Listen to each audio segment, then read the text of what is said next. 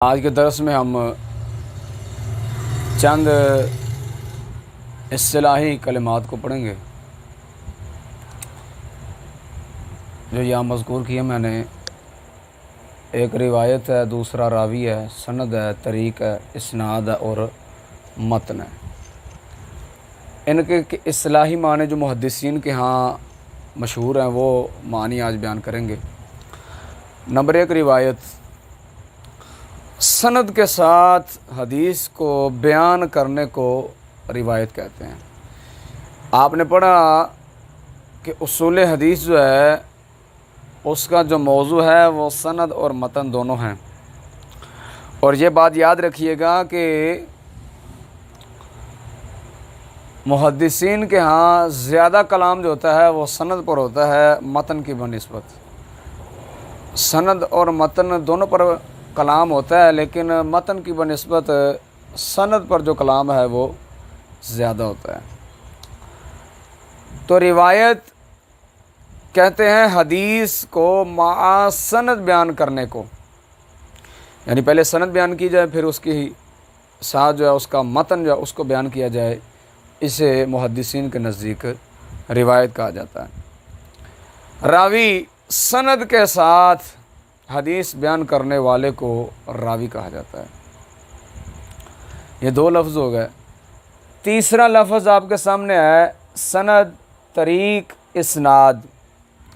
سند کا لغوی معنی ہوتا ہے سہارا، جس چیز پر سہارا لیا جائے، ٹھیک ہے، مثلا میں تکیے پر سہارا لیے بیٹھا ہوں۔ اور ایک اس کا معنی ہوتا ہے معتمد، جس پر اعتماد کیا جائے۔ تو چونکہ اگر یہ سند جو ہوتی ہے یہ حدیث کے لیے سہارا ہے، اگر اس سند کا جو سہارا ہے حدیث کے لیے مضبوط ہے تو حدیث بھی مضبوط ہوگی، اگر سند کا سہارا کمزور ہے تو حدیث بھی کمزور ہو جائے گی۔ تو محدثین سند کو معتمد اس لیے کہتے ہیں، سند کو معتمد اس لیے کہا جاتا ہے کہ اگر سند معتمد ہوگی تو حدیث بھی معتمد ہوگی، اور اگر سند غیر معتمد ہو گئی تو حدیث بھی غیر معتمد ہو جائے گی۔ سمجھ آئی کہ نہیں آئی؟ تو اس کی جمع آتی ہے اسناد۔ سند کی جو جمع آتی ہے وہ اسناد آتی ہے۔ محدثین کی اصطلاح میں سند کہتے ہیں راویوں کے اس سلسلے کو جو حدیث کو بیان کرتے ہیں۔ مثلا ایک راوی ہے، وہ آگے ایک راوی سے حدیث بیان کرتا ہے، وہ آگے کسی سے، وہ آگے کسی سے۔ تو یہ سلسلہ جو ہے راویوں کا جو آپ علیہ الصلوۃ والسلام کی حدیث کو بیان کرتے ہیں، تو اس راویوں کے اس سلسلے کو سند کہا جاتا ہے محدثین کے ہاں۔ یہ اس کا اصطلاحی معنی ہے۔ دوسرا معنی ہے، چوتھے نمبر پر لفظ ہے طریق۔ طریق کا لغوی معنی ہوتا ہے راستہ، اور اس کی جمع آتی ہے طرق۔ یہ سند کا مترادف ہے۔ جو معنی سند کا ہے یعنی راویوں کا وہ سلسلہ، جو راویوں کے وہ حدیث کے وہ رجال، ٹھیک ہے، حدیث کے وہ راوی جو حدیث کو بیان کرتے ہیں۔ تو سند اور طریق یہ دونوں مترادف ہیں۔ سند کی جمع اسناد اور طریق کی جمع طرق آتی ہے۔ آگے آتا ہے اسناد۔ اسند یسند اسناد۔ اس کے 2 معنی، ایک اس کا معنی مشہور ہے اور ایک اس کا معنی غیر مشہور ہے۔ مشہور اس کا معنی یہ ہے کہ یہ سند کا مترادف ہے، یعنی جو معنی سند کا ہے وہی معنی اسناد کا ہے۔ کیا مطلب؟ سند کہتے ہیں حدیث کے راویوں کا جو سلسلہ ہے جو حدیث کو بیان کرتے ہیں، ٹھیک ہے۔ میں ذرا آپ کو یہاں ایک مثال بھی دے دیتا ہوں سنن ابن ماجہ کی حدیث پاک سے، تاکہ مزید بات جو ہے آپ کے سامنے کھول جائے۔ مثلا امام جو ہے، یہ میرے سامنے ماجہ شریف ہے،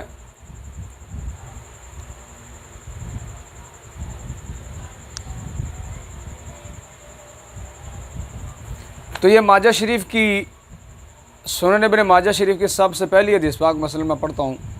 حدثنا ابو بکر ابن ابی شیبۃ قال ثنا شریک عن الاعمش عن ابی صالح عن ابی ہریرہ۔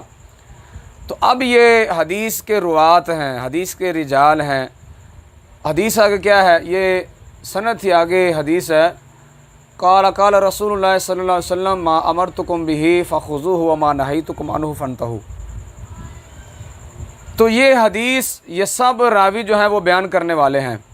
इसमें इब्न अबी शैबा जो हैं वो शरीक से बयान करने वाले हैं, और शरीक जो हैं वो आमश से बयान करने वाले हैं, और आमश जो है वो अबी साले से, और अबी साले जो हैं वो हज़रत अबू हुरैरा रज़ियल्लाहु तआला अन्हु से।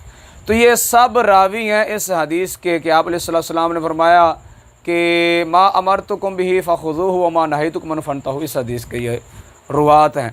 तो ये जो सिलसिला रिजाल का जो सिलसिला है, जो इस रिवायत को, इस हदीस को बयान करने वाले हैं, तो इस रावियों के इस सिलसिले को सनद भी कहा जाता है, तरीक़ भी कहा जाता है, और मशहूर माना के मुताबिक इसको इस्नाद भी कहा जाता है। तो गोया के सनद रावियों का जो सिलसिला है हदीस के बयान करने वालों का, उसके लिए मुहद्दिसीन के यहाँ 3 लफ्ज़ इस्तेमाल होते हैं। एक सनद का, दूसरा तरीक़ का, और तीसरा इस्नाद का मशहूर माना के मुताबिक। सनद की जमा असनाद, तरीक़ की जमा तुरुक, और इस्नाद वो मस्दर है बाब फ़ाल का। तो मस्दर की जमा आपको पता अलिफ ता के साथ आती है। तो ये उसका मशहूर माना है कि ये सनद के मुतरादिफ है। दूसरा जो इसका गैर मशहूर माना है वो है अज़्वुल हदीसी इला क़ाइलिही मुस्नदन। हदीस को उसके बयान करने वाले की तरफ मा सनद के मंसूब करना। मसलन आप अलैहिस्सलाम की एक हदीस है, उस हदीस की एक सनद है, तो उस हदीस को आप अलैहिस्सलाम की तरफ उस सनद के साथ ज़िक्र करके मंसूब करने को मुहद्दिसीन के नज़दीक इस्नाद कहा जाता है। मसलन यही सनद जो मैंने आपको पढ़ी है, अगर ये हदीस है आप अलैहिस्सलाम की तरफ जो मंसूब की गई है, तो पहले उसकी सनद को ज़िक्र किया गया है। तो पहले सनद को ज़िक्र किया गया, फिर हदीस को।